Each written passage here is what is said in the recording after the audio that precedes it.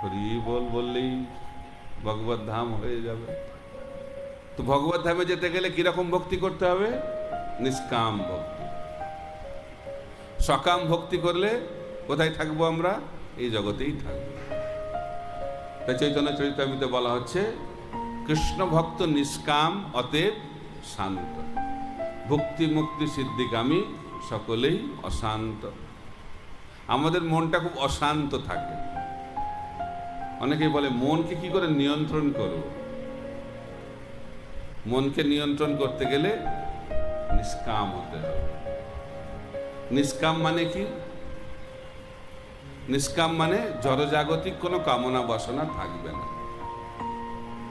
এই জগতে আমরা যতদিন রয়েছি আমাদের হৃদয়ে অনন্ত কামনা বাসনা, অনন্ত কামনা বাসনা।